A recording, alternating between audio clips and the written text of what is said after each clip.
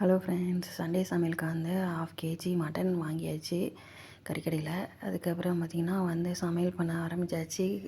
புதினா, இஞ்சி பூண்டு எல்லாத்தையும் அரைச்சி வச்சாச்சு. அப்புறம் கறியும் குக்கரில் விசில் வச்சாச்சு. அதுக்கப்புறம் பார்த்திங்கன்னா மீன் குழம்புக்கும் கொதிக்க விட்டாச்சு. நல்லா கொதிச்சிட்ருக்கு. அந்த பக்கம் கொதிக்கிறது பார்த்துட்டு வரதுக்குள்ளே பார்த்திங்கன்னா இந்த பக்கம் கறிடுச்சு. பார்த்திங்கன்னா டக்குன்னு நான் தக்காளியை ஊற்றிட்டேன். ஐயோ அப்படின்னு சொல்லிட்டு பரவாயில்ல அப்படின்னு சொல்லிட்டு நம்ம தானே சாப்பிட போகிறோம் அப்படின்னு சொல்லிட்டு இஞ்சி பூண்டு புதினா அரைச்ச விழுதையும் போட்டு நல்லா வதக்கிட்டு அதுக்கப்புறம் கறி வெந்துச்சான்னு பார்த்துட்டு குக்கரை ஓப்பன் பண்ணி பார்த்தா கறி பார்த்திங்கன்னா பாருங்கள், அமுக்கி பார்த்தா நல்லா சாஃப்டாக வெந்திருக்குது. நல்லா பஞ்சு மாரி இருந்தது. அதுக்கப்புறம் அதையும் தூக்கி இந்த குக்கரில் போட்டுட்டு எல்லா கறியும் வடித்து தண்ணியை மட்டும் வச்சுட்டு கறியை மட்டும் தூக்கி உள்ளே தூக்கி போட்டோம்.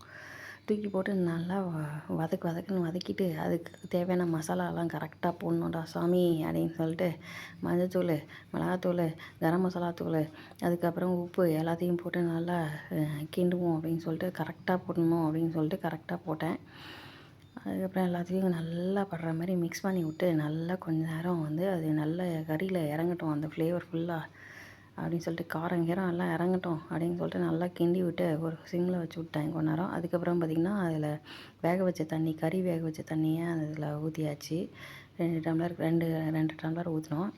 அதுக்கப்புறம் ஊற்றிட்டு கொஞ்ச நேரம் கொதிக்க விட்டுட்டு பச்சை ஸ்மெல் அந்த மசாலா ஸ்மெல்லாம் அதுக்கப்புறம் ஊற வச்ச பாஸ்மதி ரைஸை கொட்டி நல்லா அரிசியும் தண்ணியும் சமமாக வரட்டும் அப்படின்னு சொல்லிட்டு நல்லா கொதிக்க விட்டோம். கொதிக்க விட்டுட்டு அதுக்கப்புறம் பார்த்திங்கன்னா நல்லா தம் போட்டோம். சிம்மில் வச்சு நல்லா தம் போட்டோம். தம் போட்டுட்டு எந்த பக்கம் பார்த்திங்கன்னா அதுக்குள்ளே பார்த்திங்கன்னா குழம்பு பார்த்திங்கன்னா சுண்டி போச்சு.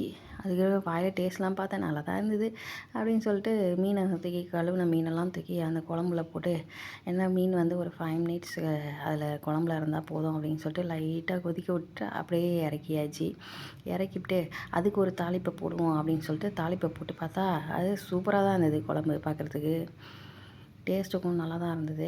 அதுக்கப்புறம் பார்த்திங்கன்னா ஃப்ரை பண்ணுறதுக்கு மீன் மேக்னேட் பண்ணி வச்சுருந்தேன். அதையும் தூக்கி வாணலில் போட்டு ஒரு தவாவில் போட்டு நல்லா ஃப்ரை பண்ணிடுவோம் அப்படின்னு சொல்லிட்டு கொஞ்சமாக எண்ணெயை ஊற்றி நம்ம ஃப்ரை பண்ணுவோம் அப்படின்னு சொல்லிட்டு கொஞ்சமாக எண்ணெயை ஊற்றி ஃப்ரை பண்ணேன். அதுவும் நல்லா தாங்க இருந்தது. திருப்பி போட்டு இந்த பக்கம் திருப்பி போட்டு அந்த பக்கம் ஒரு திருப்பு அப்படின்னு சொல்லி திருப்பி போட்டு நல்லா ஃப்ரை பண்ணிட்டோம். அதுக்கப்புறம் பார்த்திங்கன்னா குக்கரை ஓப்பன் பண்ணி குக்கரில் தம்மில் ஓப்பன் பண்ணி பார்த்தா பாருங்கள், உங்கள் கண்ணு முன்னாடி தாங்க ஓப்பன் பண்ணி அப்படியே உதிரி உதிரியாக வருது சாதம். சூப்பராக இருக்குது. உதிரி உதிரியான சாதம். அப்படியே பிரியாணி சூப்பராக இருந்தது. ஐயோ சுட சுட எனக்கு வேணும் அப்படின்னு சொல்லிட்டு என் பையன் கேட்க அவனுக்கு ஒரு பிளேட்டில் 2 கரண்டி அள்ளி தூக்கி போட்டு அப்படியே கொடுத்தோடனே அவனும் சாப்பிட ஆரம்பித்தான். அதுக்கப்புறம் நம்ம செஞ்சு நம்மளுக்கு தேவை வேணுமே அப்படின்னு சொல்லிட்டு நம்மளும் போட்டு சாப்பிட்டோம். சூப்பராக இருந்தது.